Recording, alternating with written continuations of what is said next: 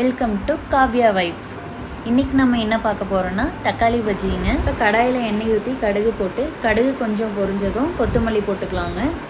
கொத்தமல்லி தக்காளி பஜ்ஜிக்கே ஒரு டேஸ்ட் எடுத்து கொடுக்குங்க. கொத்தமல்லியும் கொஞ்சம் பொரிஞ்சதும் நம்ம வெங்காயம் கருவேப்பிலெல்லாம் போட்டுக்கலாம். நான் மீடியம் சைஸ் வெங்காயம் 3 வெங்காயம் எடுத்துருக்கேங்க. வெங்காயம் நல்லா வதக்கி விடணுங்க. கொஞ்சம் டிரான்ஸ்பரண்ட் கலர் வர வரைக்கும் வதக்கி விடணுங்க. பச்சை மிளகா ஒரு 5 சேர்த்திக்கலாங்க. பச்சை மிளகா சேராதவங்க வரமிளகா இல்லைன்னா மிளகாய்த்தூள் கூட சேர்த்திக்கலாங்க. இப்போ நம்ம மஞ்சத்தூள் சேர்த்திக்கலாம். மஞ்சத்தூள் போட்டு நல்லா கலந்து விட்டுட்டு நம்ம தக்காளி சேர்த்திக்கலாங்க. நான் 4 பெரிய தக்காளி பொடியாக கட் பண்ணி எடுத்துருக்கேங்க.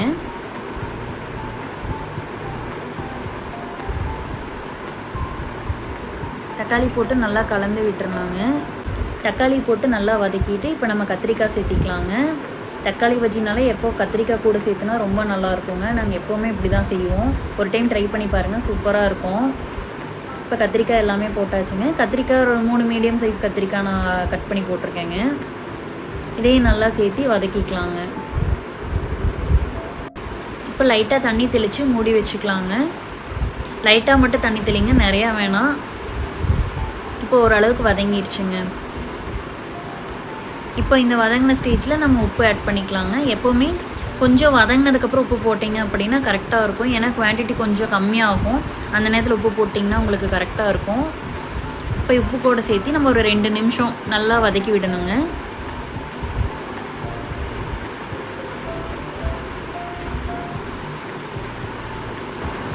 இப்போ பார்த்தீங்கன்னா தெரியும், எண்ணெயெல்லாம் பிரிஞ்சு வந்துருச்சு. நம்ம தக்காளி பஜ்ஜி ரெடி ஆயிடுச்சுங்க. அவ்வளோதாங்க. நீ ஸ்மாஷ் பண்ணிக்கலாம். நீங்கள் ஸ்மாஷ் பண்ணுறதுனா ஸ்மாஷ் பண்ணிக்கோங்க, இல்லைனா பருப்பு மத்து வச்சு கடைஞ்சிக்கோங்க. அதோட டேஸ்ட்டே சூப்பராக இருக்குங்க. நான் ஸ்மாஷ் பண்ணியிருக்கேன். இப்போ பாருங்கள், தக்காளி பஜ்ஜி ரெடி ஆயிடுச்சு. சூப்பராக இருக்குங்க. ஒரு டைம் ட்ரை பண்ணி பார்த்துட்டு நீங்கள் கமெண்ட் பண்ணுங்கள். அவ்வளோதாங்க, சூப்பரான தக்காளி பஜ்ஜி ரெடி ஆயிடுச்சுங்க. இது தோசைக்கு, இட்லிக்கு, சாப்பாட்டுக்கு எல்லாத்துக்குமே காம்பினேஷன் சூப்பராக இருக்கும். ஒரு டைம் ட்ரை பண்ணி பாருங்கள். இந்த தக்காளி பஜ்ஜியோட டேஸ்ட்டே இது கூட கத்திரிக்காய் போடும்போதும் அப்புறம் கடைசியில் அது கடையிறதுல தாங்க இருக்குது. நீங்கள் பருப்பு மத்து வச்சு கடைஞ்சிங்கனாலும் ஓகே, இல்லை ஸ்மாஷர் வச்சு போட்டிங்கனாலும், நான் ஸ்மாஷர் யூஸ் பண்ணேன். நீங்கள் எப்படி கடைஞ்சிங்கனாலும் ஓகே. கடைஞ்சி இப்படி சாப்பிட்டு பார்த்தீங்க அப்படின்னா சூப்பராக இருக்குங்க. இதோ ரெடி ஆயிடுச்சுங்க, தோசையும் தக்காளி பஜ்ஜியும். ஒரு டைம் ட்ரை பண்ணி பார்த்துட்டு எப்படி இருக்குன்னு கமெண்ட்டில் சொல்லுங்கள். இந்த மாதிரி ரெசிபிஸ் டெய்லி வேணும் அப்படின்னா காவ்யா வைப்ஸை லைக் பண்ணுங்கள், ஷேர் பண்ணுங்கள், சப்ஸ்கிரைப் பண்ணுங்கள். தேங்க்யூ.